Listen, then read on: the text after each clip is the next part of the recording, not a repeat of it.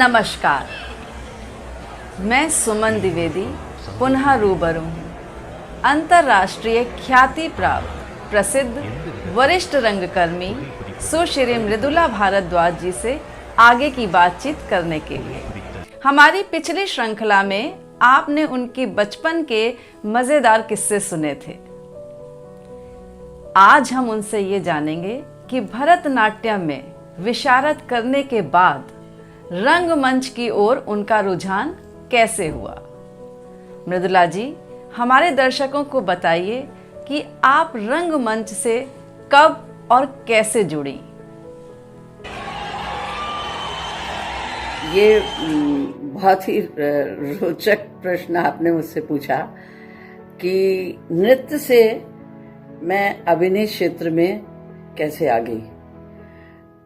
ये एक इत्तेफाक भी इसको कह सकते हैं, घटना कह सकते हैं, या शायद यही होना था। हुआ ये कि बड़ा मजेदार किस्सा हुआ ये कि मैं भरतनाट्यम नृत्य सीख रही थी। मेरा 4th ईयर था नृत्य का।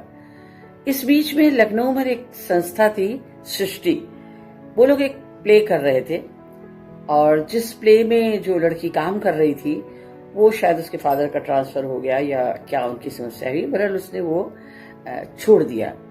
अब उनके टिकट सेल हो चुके थे, कार्ड छप चुके थे, बहुत सारी समस्याएं थी। उनको लगा अब किससे कराएंगे रोल, तो उन्होंने किसी ने उनको सजेस्ट किया। उस समय ये बात है 80s की। उस समय लड़कियां तो बिल्कुल उपलब्ध ही नहीं थी थिएटर के लिए, रंगमंच में करती ही नहीं थी। तो कैसे किसी तरह से उनको किसी ने सुझाव दिया कि जो भरतनाट्यम डांसर्स होती हैं, क्योंकि फिल्मों में उस समय वैजंती माला, पद्मिनी, ये लोग सबका भी जो नृत्यांगनाएं थी वो ही बहुत अच्छी अभिनेत्रियां थी, तो वो अभिनय बहुत कर लेती। तो आप उनसे किसी से संपर्क करें तो वो लड़की कहीं से आपको मिल सकती है। तो कुछ लोग इकट्ठे होके हमारे भातखंडे आए और हमारी मैम जो थी बासंती सुब्रमण्यम जी, उनसे उन्होंने अपनी समस्या बताई और कहा कि मुझे कोई एक स्टूडेंट ऐसी दीजिए जो कि हमारे साथ कोई काम कर सके। क्योंकि अपने क्लास में मैं सबसे ज्यादा एक्टिव, थोड़ा वैसे भी नकल करना, एक्टिंग करना, ये सब बहुत मेरे स्वभाव में था। तो उन्होंने सबसे पहले जो है मेरा नाम सजेस्ट किया और बोला, मृदुला यहाँ आओ, देखो ये लोग क्या कह रहे हैं, इनकी बात सुनो। मैंने उनकी बात सुनी, समझी। मुझे नहीं पता था कि रंगमंच क्या होता है, एक्टिंग कैसे है, क्या है, पर मैंने कहा अच्छा ठीक है, अब मैम कह रही है तो स्कूल की मैम कह रही तो उसको तो आप नकार नहीं सकते। Then I agreed. एक काम और हुआ, चूंकि मैं उस समय तबला भी सीख रही थी, भरतनाट्यम सीख रही थी, फोक डांस सीख रही थी, तो मैं करीब 4.5 घंटे भातखंडे संगीत विश्वविद्यालय में रहती थी। उस समय विश्वविद्यालय नहीं था, संगीत विद्यालय ही था। तो मैंने उनसे कहा कि यही पीरियड आप अपनी रिहर्सल का रखिएगा। बस हो गया। उसके बाद मैं गई, मैंने एक करीब 8-10 दिन रिहर्सल करी और रिहर्सल करने के बाद नाटक का नाम था अपने अपने राक्षस। वो मिनी रविंद्रालय में हुआ। उसमें एक कर्नल की वाइफ का रोल था। कर्नल की वाइफ जो कि पार्टी में जाती है और ड्रिंक करती है, स्मोक करती है और बहुत बोल्ड टाइप का कैरेक्टर था। मैंने वो अभिनय किया। मजे की बात देखिए कि घर में किसी को नहीं पता कि मैं नाटक कर रही हूँ, मेरा शो होने वाला है, पर मैंने वो किया। और करने के बाद में जैसे खत्म होने के बाद में इतने सारे लोगों का अरे बहुत अच्छा, जिस तरह की प्रशंसा और जिस तरह का मिला, वो इतना अच्छा लगा, मतलब लगा कि हाँ मैं कुछ कर सकती हूँ। और खैर वो नाटक हो गया, खत्म हो गया। उस नाटक में ही मेरे जो अभी वर्तमान समय में मेरे पतिदेव है, वो भी उन जो लोग बुलाने मुझे लेने आए थे वो भी उसमें थे। तो उस नाटक में ये भी था कि जब रिहर्सल खत्म होती थी, चूंकि देर हो जाती थी, 7-8 हो जाते थे, तो कोई ना कोई छोड़ने आता था, तो ये ड्यूटी उनकी लगा दी गई थी। तो उस 15-20 दिन आने जाने और वो सब करने और उनके साथ संपर्क होने में, वहीं से हम लोगों के बीच में एक दोस्ती हो गई और जो दोस्ती फिर आगे चल के प्यार में परिवर्तित हो गई और मैंने फिर बाद में उनसे शादी कर ली। तो वो नाटक किया। उस नाटक कि लोगों को इतना अच्छा लगा, पेपर में फोटो छपी, इतना हुआ और लोगों को लगा हाँ ये एक्टिंग कर सकती। तो और बहुत सारी संस्थाएं थी जिनके की ऑफर मेरे पास में आने लगे कि इसमें रोल कर, इसमें आगे। अब फिर तो मुझे मजा आने लगा, और मजा आने लगा तो मैं लखनऊ की शायद उस समय की सबसे व्यस्तम अभिनेत्री थी। और जब खुल बिंदास एक साथ 2-2 3-3 रिहर्सल करती थी। और वो अभिनय करना, अभिनय में आना, रंगमंच उसकी चीजें, रंगमंच की विधाएं, रंगमंच का वातावरण, वो सारा सब धीरे धीरे करते करते करते मैं उस स्टेज पर आ गई कि मैं नृत्य मेरा एक तरफ हो गया और बस मैं और मेरा रंगमंच, मेरा अभिनय। और अभिनय के बाद में मैंने अपनी संस्था बनाई, ऑर्गेनाइजेशनल वर्क भी मैंने शुरू कर दिया और कर ही नहीं, आज भी कर रही हूँ। मेरी अपनी संस्था है NIPA Rangmandali, national institute of progressive arts.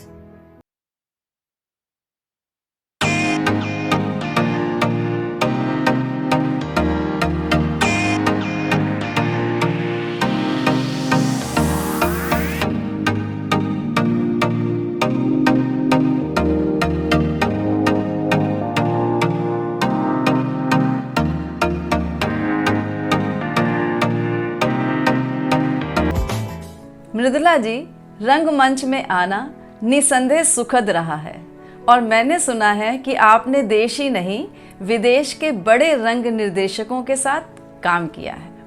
हमारे दर्शक ये जानने के लिए उत्सुक हैं कि उस दौरान जब आप विदेश गई थी अपने समूह के साथ, आपके क्या अनुभव रहे, क्योंकि ग्रुप के साथ विदेश जाना कोई आसान काम नहीं है। तो आप हमारे दर्शकों को उस दौरान के अनुभव बताइए। मैं अपने ग्रुप के साथ में पहली बार 1991 में विदेश गई थी।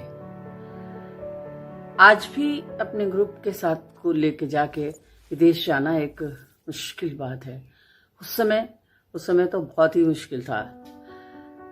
हम लोगों ने एक नॉर्वे में एक इंटरनेशनल इमेच्योर थिएटर फेस्टिवल हो रहा था, उसमें अप्लाई किया था भाग लेने के लिए, जिसमें 22 देश के लोग पार्टिसिपेट कर रहे थे। इंडिया का प्ले उसमें, हमारा प्ले भी उसमें, प्ले तो नहीं सिलेक्ट हुआ था, प्रोजेक्ट सिलेक्ट हुआ था। उस प्रोजेक्ट के तहत केवल 10 लोगों को जाना था, जिनका की किराया वो नहीं दे रहे थे, केवल वो वहां पर रहना, खाना, बाकी चीजें होस्ट वो कर रहे थे। लेकिन विदेश जाना एक बहुत बड़ा सपना जैसा लग रहा था। और उसके तहत हम लोगों ने जब नाटक कौन सा किया जाए इसके चुनने की सोची, तो सबसे पहले दिमाग में एक बात आई कि हम अपने ग्रुप को लेके नहीं जा रहे हैं, विदेश रंग करने नहीं जा रहे, बल्कि हम भारत को, अपने देश को रिप्रेजेंट करने जा रहे हैं। इस सोच के तहत जब नाटक खोजा गया तो 6th सेंचुरी का एक प्ले है बोधायन का, भगवत अज्जिक्यम, संस्कृत प्ले है, उसको हम लोगों ने तय किया करना। उसको सूर्यमोहन कुलश्रेष्ठ जी ने उसको हिंदी में ट्रांसलेट किया, उसके बाद अडॉप्ट किया, ट्रांसलेट किया, और उसके बाद में उसका निर्देशन उन्होंने किया। मैं उसकी असिस्टेंट डायरेक्टर, कॉस्ट्यूम डिजाइनर और डांस की कोरियोग्राफर की सहयोगी थी, क्योंकि उस समय मैं भरतनाट्यम नृत्य करके किया हुआ था मैंने। अब नाटक सेलेक्ट हो गया, तय कर लिया, और वो धीरे उसकी रिहर्सल भी शुरू कर दी और जाना भी तय हो गया लगभग। उसके बाद जो सबसे बड़ी समस्या आई उस समय वो ये थी कि किराया,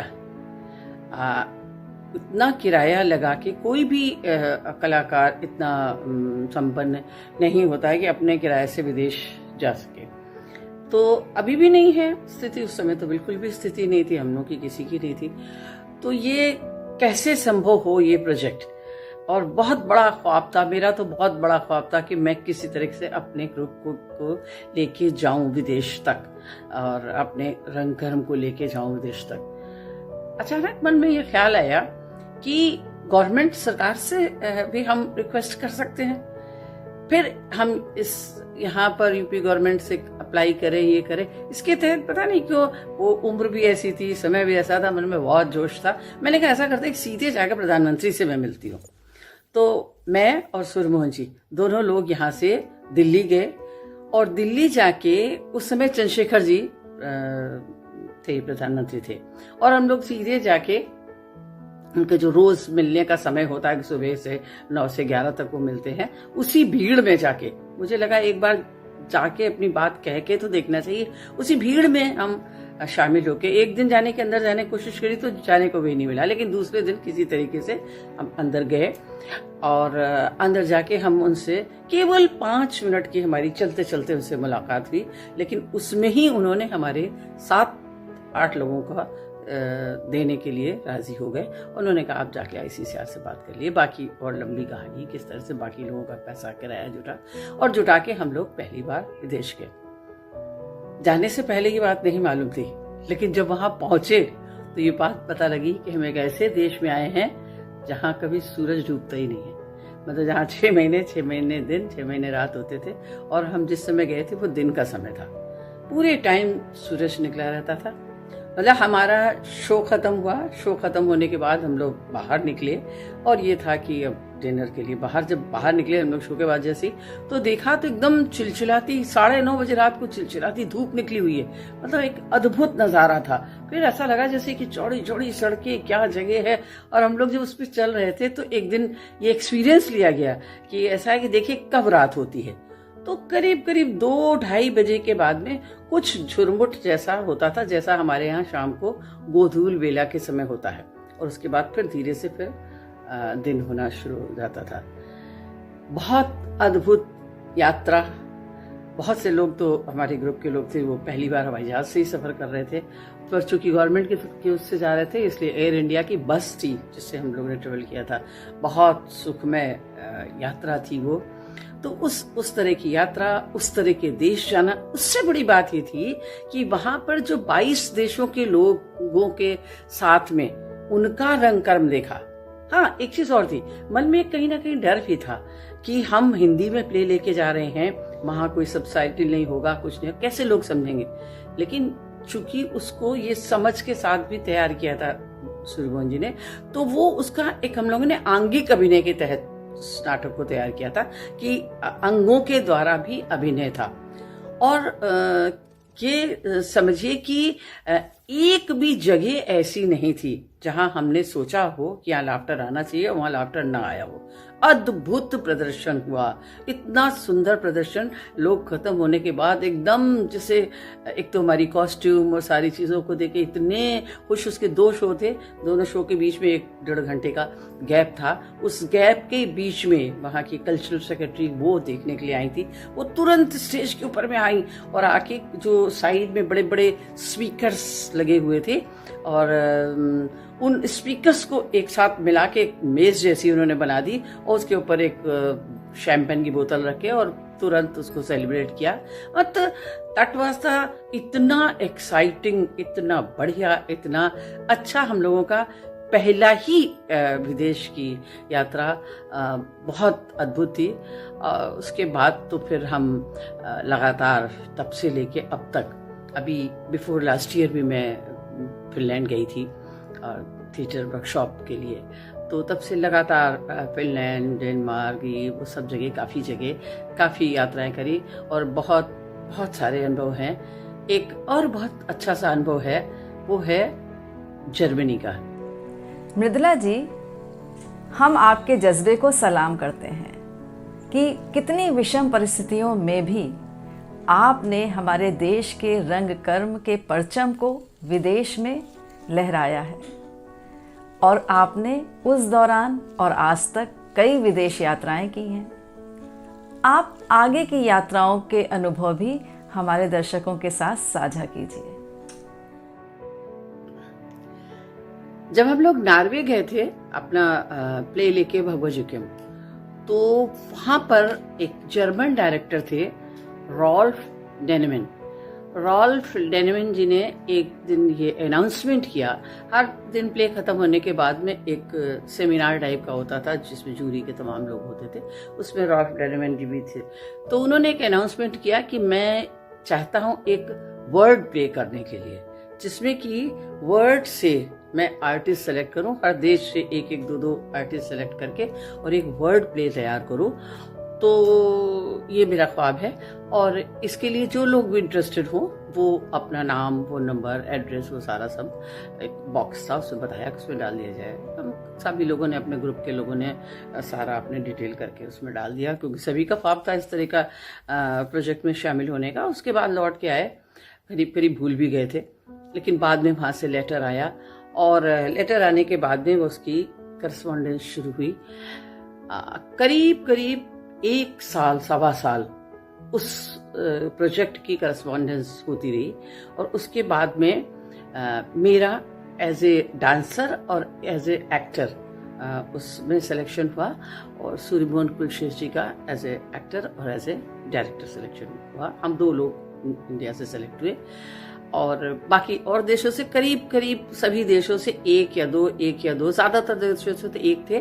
कई जगह से, जैसे चेकोस्लोवाकिया, उस समय चेक और स्लोवाकिया अलग अलग देश हो गए थे, तो चेक से 1 था, स्लोवाकिया से 1 थे, 2 थे, कई तो करीब 32 देशों के लोग।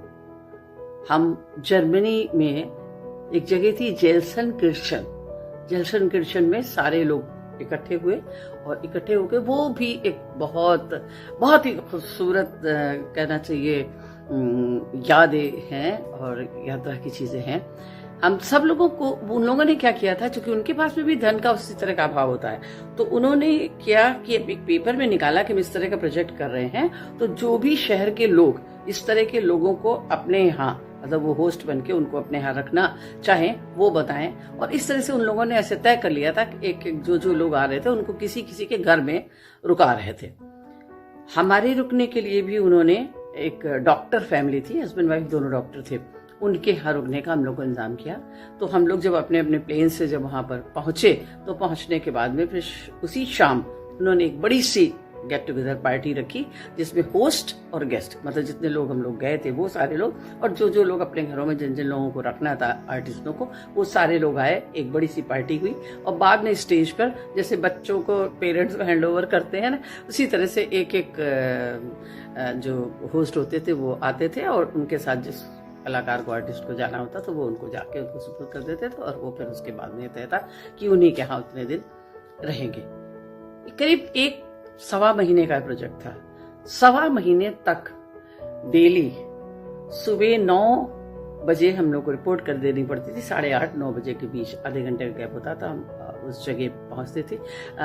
जर्मन में पहले कोल माइंस बहुत थे, तो काफी कोल माइंस बंद हो गए थे, तो एक बहुत बड़ा सा कोल माइन था जिसको उन्होंने कल्चरल सेंटर में कन्वर्ट कर दिया था। बहुत बड़ी जगह थी, उस जगह को ही उन्होंने चुना था काम रिहर्सल के लिए। उसके लिए वहां सारे लोग इकट्ठे होते थे, सारे लोग नाश्ता करते थे, और नाश्ते के बाद में दिन भर वहीं काम होता था, वहीं लंच होता था। शाम को 6-7 बजे तक हम लोग फ्री हो जाते थे। फिर जो लोग अपने अपने जहाँ जाना चाहते उसके घर जाए, घूमने जाना चाहते, जिस तरह से आप चाहे। 1.25 महीने के बाद में वो प्ले तैयार हुआ। वो प्ले एक ब्रेख्त का एक नाटक है, हैप्पी एंड। नाटक क्या, एक नॉवेल है हैप्पी एंड। उसमें एक पोएम है सुराबाया जॉनी। तो वो सुराबाया एक जगह है, जॉनी एक पर्सन है। मतलब जैसे हमारे यहाँ मथुरा में है कि कृष्ण जी जब मथुरा छोड़ के चले गए तो किस तरह गोपिकाएं उनकी याद में रोती थी, करते, तो उसी तरह का था कि सुराबाया जगह से वो जॉनी नाम का व्यक्ति है, वो चला गया। तो किस तरह से वो लोग इंतजार करती हैं, कैसे करते, वो उन्होंने एक बेस बनाया था। मगर मूल रूप से बेस ये था कि वेटिंग, कैसे वेटिंग होती है। हम 2 तरह की वेटिंग होती है। एक वेटिंग होती है स्टेशन पे बैठे हैं, हम ट्रेन का इंतजार कर रहे हैं, हमारे घर में बैठे हैं, कोई मेहमान है उसके आने का इंतजार कर रहे हैं, अब सुबह है शाम का इंतजार कर रहे हैं। तो एक आउटर वेटिंग होती है, और एक हमारे भीतर एक इनर वेटिंग भी हर समय बहुत सारी चलती रहती है। इन दोनों वेटिंग्स को मिला के, और अच्छी बात ये थी कि उन्होंने क्या किया था कि जो काम वो करते थे, तो सुबह वो तय कर देते थे कि ये छोटा सा ग्रुप है, ये 5-7 लोग अलग अलग ग्रुप कर देते थे, और उन ग्रुप्स में काम होते थे और छोटी छोटी चीजें तैयार करते थे। हम एक काम और किया था कि हर देश का व्यक्ति अपनी लैंग्वेज बोले, लेकिन कोशिश ही करें कि अभिनय इस तरीका हो कि अभिनय के द्वारा लैंग्वेज बैरियर ना बने और लोगों को चीजें समझ में आ जाए। और आप छोटे छोटे चीज़ें तैयार हम करते थे। उसके बाद में उन्होंने उसको मिला के करके वो प्ले तैयार किया था। तो बहुत सुराबया जॉनी बहुत ही अद्भुत 1.5 महीने तक 32 देशों के साथ में आप पूरे दिन कोऑर्डिनेट करते हो कल्चरल उसमें। तो खाना खाते समय, रात के समय, शाम को क्लब गए हैं तब, सुबह, हर समय उनके देश का कल्चर, उनके सोचने का तरीका, उनके बातें, उनकी चीजें हमारी, तो वो जो इंटरेक्शन हमारे उन सबके बीच में हो रहा था उसने हमको ही, या उनको भी किया होगा, हमको ही नहीं बल्कि हमारे पूरी रंगकर्म की सोच को, समझ को, पूरे वर्ल्ड थिएटर को एक नई दृष्टि मेरे अंदर पैदा करी। और वहां से एक बहुत जैसे जब जर्मनी से हम लौटे तो एक जैसे लग रहा था कि बहुत थिएटिकली बहुत समृद्ध हो गए हैं। उसके बाद हम वहां से डेनमार्क गए, स्वीडन गए, बहुत सारे उसके शोज करे।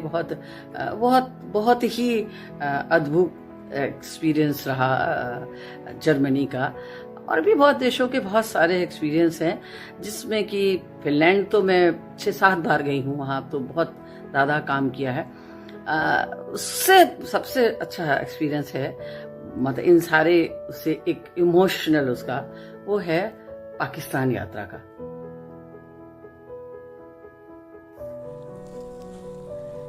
वाह मृदुला जी, आपके पास तो यादों का सुनहरा पिटारा है और विदेश यात्रा के सुखद अनुभव। अगर मैं आपसे ये पूछूं कि उन यात्राओं के दौरान वो कौन सी यात्रा थी जो आपके दिल के सबसे करीब है, तो आप क्या सुनाना चाहेंगे? हम बात कर रहे थे विदेश यात्राओं या विदेश में रंग कर्म की। उस कड़ी में जो सबसे मेरे दिल के करीब यात्रा है, और वो है पाकिस्तान की यात्रा। पाकिस्तान में हम लोग का एक रफ़ी पीरज़ादा थिएटर फेस्टिवल वो लोग करते थे, अब तो कई साल से बंद हो गया। उस फेस्टिवल में पार्टिसिपेट करने के लिए हमने अपना भगवत जी का प्ले भेजा, सिलेक्ट हुआ, वहाँ गए। पाकिस्तान में जहाँ पर जिस तरीके से उन्होंने वो फेस्टिवल अरेंज किया था, उन्होंने क्या किया था कि एक बड़ा स्टेडियम था, बहुत बड़ा स्टेडियम था, और जिसके की बाहर, स्टेडियम को तो छोड़ दिया उन्होंने, स्टेडियम के बाहर, स्टेडियम के साइड में एक उनका ऑडिटोरियम भी था, अच्छा ऑडिटोरियम था उनका। उसके अलावा उन्होंने करीब 10-12 मंच, उसके बाहर के एरिया में 10-12 मंच, छोटे छोटे मंच, छोटे क्या, जितना हमारा आपका लखनऊ का बली थिएटर है इतने के करीब तो थे ही, कुछ इससे बड़े कुछ इससे ज्यादा भी थे। वो टेम्परेरी थिएटर बना रखे थे उन्होंने, हॉल बना रखी थी, स्पेस बना रखी थी, और पहले से पूछ रखा था कि आपका प्ले किस डिजाइन का है और कितने बड़े हॉल में हो सकता है, कितनी कैपेसिटी का है, ये उन्होंने पहले से तय कर दिया था। अब क्या था कि वो सारी जो थिएटर उन्होंने बनाया था, स्टेजेस बनाए थे, उन कवर्ड बहुत अच्छे स्टेज वो था हॉल, वो उसमें वो एट ए सेम टाइम पे कहीं पे कथक का शो हो रहा है, कहीं पे कठपुतली का हो रहा है, कहीं पे डांस का हो रहा है, कहीं पे लोक नृत्य का हो रहा है, अलग अलग विधाओं के अलग अलग सारी उसमें परफॉर्मेंसेस होती थी। जो बड़ा ऑडिटोरियम था उसमें एक बड़ा शो कोई भी हर दिन एक तय था जो कि होता था। एक उन्होंने बहुत बड़ा सा जगह, स्पेस को पूरा कवर करके एक जगह बना दी थी जहाँ खाने की व्यवस्था थी, फूड कोर्ट जिसको हम लोग कहते थे।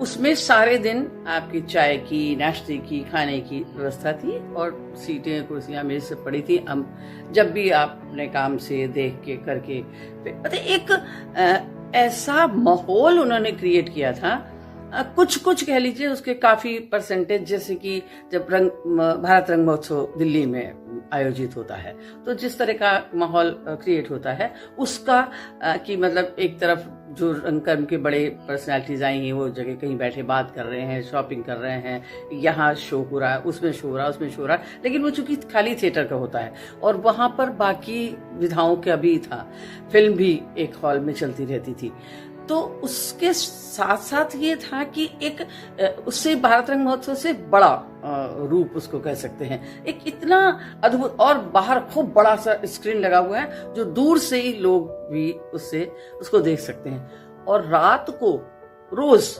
जो स्टेडियम था वहां पर एक बड़ा आयोजन होता था रात 10 बजे से लेके सुबह 5-6 बजे तक का, किसी दिन ऑर्केस्ट्रा का, किसी दिन फोक का, किसी दिन सूफी संगीत का, बहुत बड़े लेवल का आयोजन जिसमें 5,000-6,000 पब्लिक बैठकर उसको देखती थी।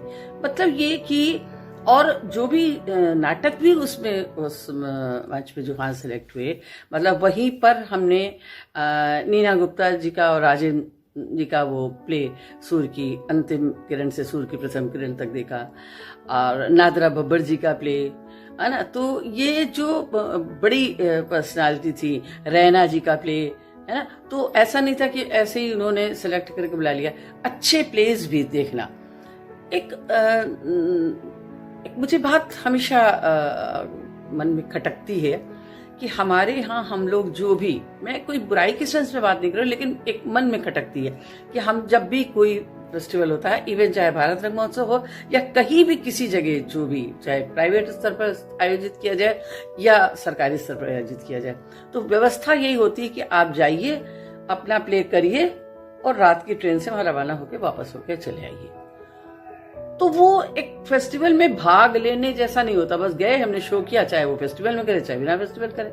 लेकिन ये मैंने देखा कि चाहे मैं नॉर्वे गई, चाहे फिनलैंड में हो, चाहे जर्मनी में हो, चाहे इवन पाकिस्तान में भी था, कि हम जब वहां शो करने के लिए गए तो हमारे पास में 8 दिन 10 दिन हमको वहां रुकना है, और 10 दिन रुककर हम लगातार मतलब हम दूसरों के शोज भी देखेंगे और उसके बाद हम अपना शो प्रदर्शन करेंगे। तो वो देखने से जब हम दूसरे का शो, आप ये समझिए अमेरिका में के मिशिगन में इंटरनेशनल एमेच्योर फेस्टिवल था, उस फेस्टिवल में मैं फिनलैंड में का एक प्ले है लव फॉर एवर, उसकी कॉस्ट्यूम मैंने करी थी। तो एज ए कॉस्ट्यूम डिजाइनर मैं इंडिया से यहाँ वहां गई थी और बाकी ग्रुप फिनलैंड से आया था। वहां 20-22 देश के लोग वहां पे पार्टिसिपेट कर रहे थे मिशिगन में, और वो 10 दिन का फेस्टिवल था। तो 10 दिन पूरा रुकना है वहां, एक दिन बल्कि पहले ही एक दिन पहुंच गए, और 10 दिन तक जब आप 9-10 देशों के नाटक देखते हैं तो वो नाटक देखने से भी आपको इनपुट मिलता है, आप केवल अपना करके भाग लेने वाली स्थिति नहीं होती है। तो ये जो चीज है कि आप जो बाहर के, जब हम कहते हैं कि विदेश के रंगकर्म विदेश जाना ही नहीं, विदेश की घूमना, बिल्डिंग, ये इसके अलावा जब उसका रंगकर्म आप बहुत सारे देशों का रंगकर्म जब देखते हैं तो उसको देख के हम एक जिस तरह से समृद्ध होते हैं, अपने में जैसे संशोधन करते हैं, वो एक बहुत बड़ी बात होती है। तो मैं बात कर रही थी पाकिस्तान की थिएटर की बात, तो मैंने बताई कि जिस तरह का आयोजन, जिस तरह की चीजें, जिस तरह के वातावरण था, उसके अलावा जो सबसे ज्यादा चीज मुझे अंदर तक साल तक मतलब अच्छी लगी और अंदर तक मेरे अभी तक है, महसूस करती हूँ मैं उस चीज को, वो था वहां के लोगों का प्यार। हो सकता है कुछ लोगों को लगे कि ये बात कैसे संभव है, लेकिन ये संभव थी और हुई। आप ही सोचिए कि हम जिस ऑटो में बैठ के बच्चे लोगों ने आके, जो हमारे ग्रुप के लड़के, ये उन्होंने मुझे रिपोर्ट किया कि मैम हम लोग उस ऑटो में बैठ के जा रहे थे और आपस में बातें करते हुए जा रहे थे, ये लोग कहीं सामान लेने घूमने गए थे। तो जब ऑटो वाले से उतरने लगे तो ऑटो वाले ने कहा कि आप लोग इंडिया से आए हो, भारत से आए? तो उन्होंने कहा कि हाँ। फिर उन्होंने कहा अच्छा, बोले आपकी बोली से पता लगा, और पैसे देने लगे। कहले नहीं नहीं नहीं नहीं नहीं नहीं, वो लोग पंजाबी बोलते हैं ना, तुसी तो मेरे मेहमान हो, मैं पैसा नहीं लेना। They have not taken money. मतलब ये हमारी ये हम कहें तो लोगों को शायद अविश्वसनीय लगेगा, पर बिल्कुल सच बात मैं बता रही हूँ। एक छोटा सा किस्सा आपको मैं बताऊं।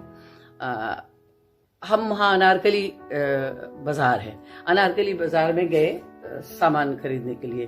तो काफी सूट, वहाँ के सूट बड़े अच्छे थे, सूट वूट खरीदे हुए लिया। तो एक दुकान थी, उसमें बाहर एक सूट टंगा हुआ था, पीला सिल्क का सूट था, सिल्क का। तो वो मुझे बहुत पसंद आ रहा था, तो मैंने उससे कहा कि ये वाला सूट जरा उतारिए। तो कहने लगा कि ये सूट आप मत लीजिए। मैंने कहा क्यों? कहने लगा नहीं, वो काफी दिन से टंगा हुआ है। तो कहने लगा नहीं, उसको पता नहीं क्यों लग रहा था कि टंगा हुआ है तो जैसे एक धूल की लकीर से हो जाती, मैं उसे ना लूं। तो मुझे बहुत पसंद आ रहा था। खैर, तो नहीं लिया, चले आए। उसके दूसरे दिन फिर जब हमें ग्रुप में आके जो शॉपिंग वॉपिंग करके लेके आए थे, मैंने ग्रुप के सारे लोगों को बताया कि अनारकली बाग में बहुत अच्छी शॉपिंग का है ये वो। तो और भी कई लोगों ने कहा चलो चलते। तो दूसरे दिन हम फिर अपने ग्रुप के 2-3 लोगों के साथ में उसी बाजार में गए। तो मैं फिर उसी दुकान में लेके गई, क्योंकि उसके यहाँ से काफी सामान लिया था और उसका काफी अच्छा व्यवहार भी था। व्यवहार इन सेंस में कि जैसे जो पैसा मनी कन्वर्ट करने का था, हमारे पास डॉलर थे, डॉलर से वहाँ के रुपया में कन्वर्ट हो रहा था, वो भी उसी ने वही कर दिया था। तो वहां से बरल सामान खरीदा। जब सामान सब खरीद लिया तो मैं तो चूंकि पहले दिन ले चुकी थी सब, मुझे तो कुछ लेना नहीं था। इन लोगों ने सामान वहां खरीदा। जब वहां से चलने लगे तो सबके पैकेट दिए गए। उसमें इसने एक पैकेट मुझे भी दिया। तो कहा ये ਤੁਹਾਡੇ वास्ते। तो मैंने कहा कि मैंने तो नहीं, कुछ नहीं लिया। कहता नहीं ये आपका है ना। क्या वो सूट आप कल जो देख रही थी ना, वो उसमें मैंने आपको मना किया था लेने का। तो मैंने उसमें रंग कलर की वो थी, मैंने उसको ड्राई क्लीन करा दिया और ये आप इसको ले लें। मैंने पूछा फिर ये कितने? कहता नहीं नहीं नहीं नहीं, पैसा नहीं, ये एक भाई का एक बहन को गिफ्ट है। मतलब मैं आप विश्वास करिए, सच बता रही हूँ कि ये आपको खुद नहीं लग रहा है कि अकल्पनीय बात है, या क्या कोई ऐसा करेगा? दूसरे देश से आए हुए लोग हैं, वो है, और वो उसको इमोशनली गिफ्ट कर रहा है, उसने दिया। आज भी मेरे पास वो सूट है। मैं जब भी उसको पहनती हूँ तो मुझे इस कदर वो शख्स की शक्ल याद आती है, चीजें याद आती। इस तरह की बहुत सारी चीजें हैं जो मतलब ये बताती है कि हम शायद दूर से देख के चीजों को उतनी अच्छी तरह से नहीं समझ पाते हैं, ना संबंधों को समझ पाते हैं। अक्सर वो लोग कहते थे कि हम लोग तो एक ही देश के लोग हैं, एक ही जैसे लोग हैं। ये तो सियासी लोग हैं जिन लोगों ने इस तरह का वातावरण कर दिया है कि हम लोग एक दूसरे को दुश्मन समझने लगे हैं। आप ये सोचिए कि नाटक से पहले मैं पूजा करती हूँ। पूजा करने के लिए नारियल, वही मतलब नारियल फोड़ के पूजा करते हैं। तो मैंने ग्रुप का बच्चा है, मैंने उसको बोला कि ऐसा है कि पास से जल्दी से जाके और आधा किलो मिठाई लेके आ जाओ। वो मिठाई लेने के लिए गया। मैंने उससे कहा था बहुत जल्दी आना, क्योंकि हमको सुबह से मंगा लेना चाहिए था, मैं भूल गई थी। हम लोग शो शुरू होने का थोड़ी देर, 1 घंटा रह गया था। वो खैर आया, लेके आया और लेके पूजा वूजा करते। बाद में मैंने उससे पूछा, मैंने कहा कितने की मिठाई थी? तो कहता कि नहीं वो तो फ्री की थी। मैंने कहा फ्री की थी? कह लेगा हाँ, हम उस दुकान में गए थे, वहाँ थोड़ी भीड़ थी, तो मैंने कहा कि ऐसा है थोड़ा जल्दी कर दीजिए, हमारा नाटक शुरू होना है ना, हमको पूजा करनी है, तो जल्दी हमको दे दीजिए। तो उसने दे दिया। तो बाद में जब हमने उससे कहा कि कितने की, तो उसने कहा नहीं नहीं, ये मिठाई तो आप इबादत के लिए ले जा रहे हो ना, ये मिठाई मेरी तरफ से ले जाओ। अब ये बातें मतलब इसमें आप बिल्कुल यकीन करिए, इतनी सी भी कहीं भी अतिशयोक्ति नहीं है। ये बिल्कुल ऐसी बात है। और क्या इन बातों से, इन चीजों से दिल में घर नहीं होता है? तो मेरे साथ तो पाकिस्तान की यात्राओं का बहुत सारी यादें हैं, बहुत सारी जो वहाँ जो 8 दिन 10 दिन रह के जिस तरह का उनका थिएटर, उनका पिक्चर, उनके और सारी चीज़ें देखा, जिस तरह का वातावरण, जिस तरह की चीज़ें, वो सब ने भी, ये एक्चुअली वही बात है कि जब हम देखते हैं और हमारा देखने का नजरिया ये होता है कि मुझे इससे कुछ सीखना है, कुछ समझना है, जानना है, तो तभी हमारा कहीं विजन थोड़ा सा बढ़ता है और हम चीज़ों को बहुत अच्छी तरह से समझ पाते हैं। मैं कितना समझ पाई हूँ, कितना करती हूँ, ये तो मुझे नहीं पता, ये तो आप लोगों को बता सकते हैं, लेकिन मेरी पूरी कोशिश हमेशा रहती है और रही है कि चाहे मैं मेरी विदेश यात्रा करूं, वहाँ जाके उन लोगों के साथ काम करूं, जैसे मैंने आदिवासियों के साथ में बहुत काम किया है, बहुत क्या मतलब काम किया है, बहुत काम तो नहीं किया, लेकिन यह है कि जो उनके साथ काम किया, तो आदिवासियों के साथ में जाके रहना, जिस तरह के किस्से, जिस तरह की चीजें, जिस तरह की बातें, मतलब विदेश के रंगमंच की और यादें मेरे साथ में बहुत सारी हैं, उतनी ही अच्छी और उतनी मधुर, उतनी बहुत सारी रोचक घटनाएं और यादें जो है वो आदिवासियों के साथ की भी हैं, अद्भुत यादें हैं, उनको भी मैं आपके साथ में जरूर साझा करना चाहूंगी। धन्यवाद मृदुला जी कि आपने हमारे कोना मन के आमंत्रण को स्वीकार किया है, और मैं धन्यवाद करना चाहूँगी अपने प्यारे दर्शकों का कि उन्होंने बड़े धैर्य के साथ हमें देखा और सुना है। हमारा सबसे विनम्र निवेदन है कि आप जाइएगा नहीं। अगले हफ्ते इसी जगह, इसी चैनल पर हम पुनः मुलाकात करेंगे। तब तक के लिए आप हमारे चैनल को लाइक और सब्सक्राइब करना ना भूलें। धन्यवाद।